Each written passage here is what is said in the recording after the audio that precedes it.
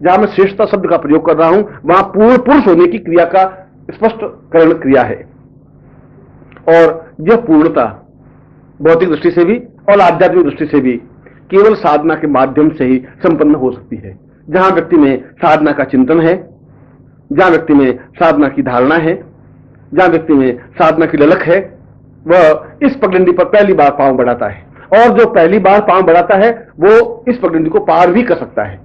जो आगे बढ़ता है वो लक्ष्य को प्राप्त कर सकता है। मगर जो भयभीत होकर के एक जगह खड़ा रहेगा, जो घबरा जाएगा कि इस घने जंगल में प्रवेश करने पर इसका दूसरा किनारा मिलेगा या नहीं मिलेगा, ऐसे अकर्मण्य और कार्य व्यक्तियों के लिए यह संसार नहीं है, यह पृथ्वी नहीं है।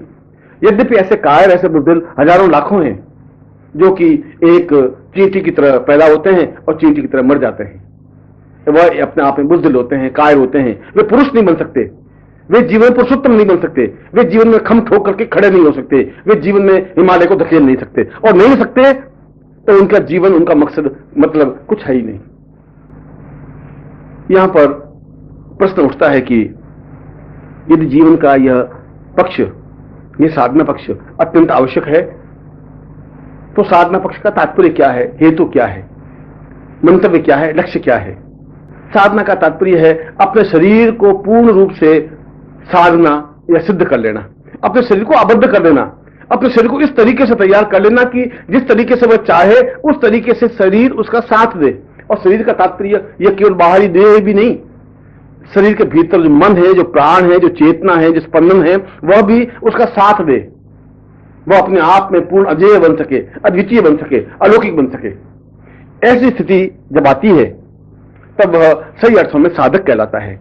इसलिए साधक के लिए यह सबसे पहली और अनिवार्य शर्त होती है कि वह अपने शरीर को साधे, अपने शरीर को तैयार करे। और यह शरीर और इस शरीर के अंदर और जितने शरीर हैं, चाहे वह देह है, चाहे वह प्राण है, चाहे मन है, चाहे आत्मा है, चाहे जीवन के भूलोक है, चाहे सातों लोक है, और चाहे कुंडलिनी है, चाहे मूलाधार है, चाहे सहस्रार है, जो कुछ भी है, उन सबको साध करके जो आगे बढ़ने की क्रिया है, जो आगे बढ़ने की इच्छा रखता है, जो आगे बढ़ता है, वह साधक कहलाता है। और जहां मैं साधना सूत्र स्पष्ट कर रहा हूं, वहां पर यह प्रश्न स्वाभाविक रूप से उठता है कि साधना से क्या फल मिलता है, साधना का लाभ क्या है, साधना का उद्देश्य क्या है। साधना का उद्देश्य तो मैंने जैसे स्पष्ट किया कि एक छोटी सी बूंद उछलती है और समुद्र बन जाती है। साधना का तात्पर्य तो मैंने स्पष्ट किया कि एक छोटा सा झोंका उठता है और पूरे विश्व को सुगंधित सुरभिमय कर देता है। साधना का तात्पर्य तो एक मेघखंड समुद्र से ऊपर उठता है और पूरी पृथ्वी को हरी भरी कर देता है, उसको साधना कहते हैं। वह यदि बादल का टुकड़ा एक जगह खड़ा होकर सोचे कि मैं आगे बढ़ूं या नहीं बढ़ूं, तो वह पूरी पृथ्वी को हरा भरा नहीं कर सकता, अमृत वर्षा नहीं कर सकता, पूरे पृथ्वी को सींच नहीं सकता, पूरी पृथ्वी को तृप्त नहीं कर सकता। पूरी पृथ्वी आंखें खोल करके, सारे शरीर को खोल करके उस मेघखंड को निहारती रहती है। पूरा भूमंडल, पूरी पृथ्वी, पूरा विश्व एक सुगंध अपने आप में समेटे हुए एक जगह खड़ा है, तो वह पूरी पृथ्वी को सुरभिमय नहीं कर सकता। पूरी पृथ्वी को आलोकित और सुगंधित बनाने के लिए यह जरूरी है कि वह आगे बढ़े। उसके लिए जरूरी है कि वह अपने आप में पूर्ण रूप से समग्र हो, अपने आप में चेतना युक्त हो, अपने आप में प्राणस्मिता युक्त हो। और प्रश्न उठता है कि क्यों साधना क्यों की जाए? साधना इसलिए की जाए कि एक बूंद अपने आप में समुद्र नहीं बन सकती। बूंद तो बूंद रहेगी, और बूंद का अपने आप में कोई अस्तित्व नहीं होता। बूंद पृथ्वी पर गिरी और मिट गई। बूंद तो एक तप्त तवे पर गिरी और छन्न से बुझ गई, समाप्त हो गई, खत्म हो गई। बूंद समुद्र बन सकती है, और यदि वह समुद्र बनती है तो उसके जीवन का उद्देश्य है। और ये बूंद से समुद्र बन जाने की क्रिया को साधना कहते हैं। एक छोटा सा झोंका आगे बढ़ता है, पूरे पृथ्वी को सुगंधमय बना देता है, उसको साधना कहते हैं। एक मेघखंड उभरता है और पूरी पृथ्वी को हरी भरी कर देता है, इसको साधना कहते हैं। एक छोटा सा बालक गर्भ से जन्म लेता है और पूरी पृथ्वी को अपने ज्ञान से आलोकित कर देता है, उसको साधना कहते हैं।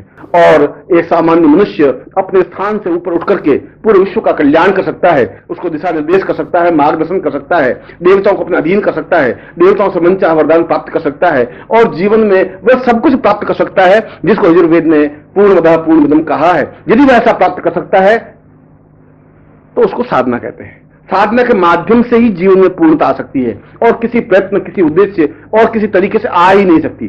रुपयों के माध्यम से, धन के माध्यम से हम जीवन में पूर्णता प्राप्त नहीं कर सकते। सुंदर स्वरूप के माध्यम से हम जीवन की पूर्णता प्राप्त नहीं कर सकते। सौंदर्य के माध्यम से जीवन की पूर्णता प्राप्त नहीं हो सकती। वह तो एक छल है, एक प्रवंचना है, एक नग्न तृष्णा है कि हम भागते हैं। सौंदर्य के माध्यम से हम सब कुछ प्राप्त कर देने की कोशिश करते हैं, धन को देकर के हम सब कुछ प्राप्त कर देने की प्रयत्न करते हैं, मगर धन से सब कुछ खरीदा नहीं जा सकता। धन से स्वास्थ्य नहीं खरीदा जा सकता, धन से नींद नहीं खरीदी जा सकती। हमारे पास करोड़ों रुपए होने के बाद भी कोई जरूर नहीं है कि रात को नींद आएगी। हमारे पास करोड़ों रुपए होने के बावजूद भी जरूर नहीं है कि हमको भूख लगेगी। हमारे पास अरबों रुपए होने के बावजूद भी यह कोई जरूरी नहीं है कि हम मानसिक रूप से सुखी और सफल और संपन्न और संतुष्ट हों। उसके बाद भी हमारे मन में वितृष्णाएं रह सकती हैं, तृष्णाएं रह सकती हैं, बेचैनी रह सकती है, छटपटाहट रह सकती है, टेंस रह सकता है, तनाव रह सकता है और रहता है। और अगर तनाव रहता है और अगर जीवन में न्यूनता रहती है तो इसका तात्पर्य यह हुआ कि लाखों करोड़ों रुपयों के माध्यम से वह सब कुछ प्राप्त नहीं हो सकता जो कुछ हम प्राप्त करना चाहते हैं। इसका मतलब हुआ कि धन अपने आप में तुच्छ है, नगण्य है। धन से सब कुछ प्राप्त नहीं हो सकता, रूप से भी सब कुछ प्राप्त नहीं हो सकता।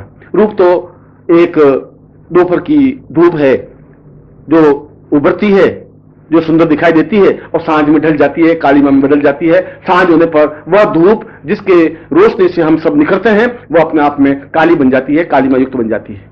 वह तो एक बहुत क्षण भंगुर है। रूप के माध्यम से सब कुछ प्राप्त नहीं हो सकता।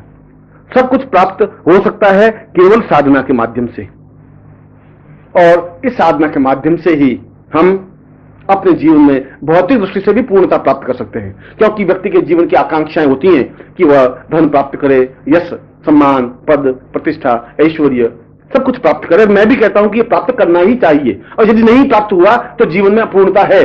भौतिक जीवन की पूर्णता भी उसके जीवन का आवश्यक लक्ष्य और तत्व है। मगर मेहनत करने से और परिश्रम करने से और घनघोर परिश्रम करने से ही ऐश्वर्य प्राप्त होता।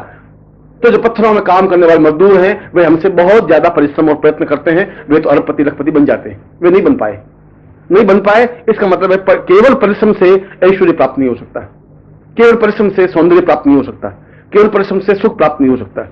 परिश्रम सब कुछ नहीं है, सब कुछ है वह इसके अलावा कोई तत्व है, कोई तथ्य है जिसको हम नहीं पहचान पाए। वह तत्व या वह तथ्य केवल मात्र साधना है।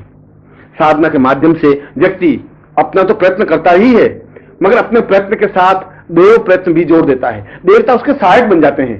देवताओं की सहायता अपने आप में पूर्णता की ओर अग्रसर होने की क्रिया है। हम उन मंत्रों के माध्यम से उन देवताओं को अपने अधीन कर सकते हैं जिनके माध्यम से हम भौतिक पूर्णता प्राप्त कर सकें, ऐश्वर्य प्राप्त कर सके, धन और संपन्नता प्राप्त कर सके, सुख और सौभाग्य प्राप्त कर सके। यह तो एक पक्ष हुआ कि हम भौतिक दृष्टि से पूर्णता और सफलता प्राप्त कर सके।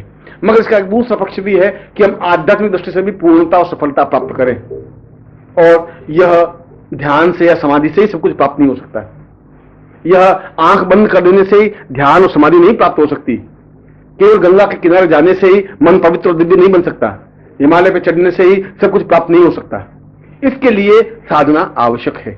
इसका तात्पर्य यह हुआ कि भौतिक और आध्यात्मिक दोनों पक्षों का पूर्ण समन्वय करने के लिए जो केवल और मात्र और एकमात्र कोई बिंदु या कोई तत्व या कोई तथ्य है तो वह साधना है।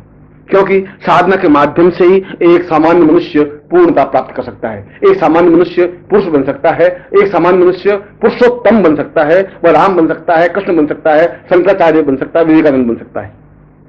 साधना के माध्यम से बन सकता है। इसके अलावा और कोई संसार में कोई रास्ता नहीं है, कोई मार्ग नहीं है, कोई दूसरी दिशा दृष्टि नहीं है जिसके माध्यम से पूर्णता और सफलता प्राप्त करे। परंतु साधना में सफलता प्राप्त कैसे कर सकते हैं, इस प्रश्न से पहले यह जरूरी है कि साधना हम क्यों करें।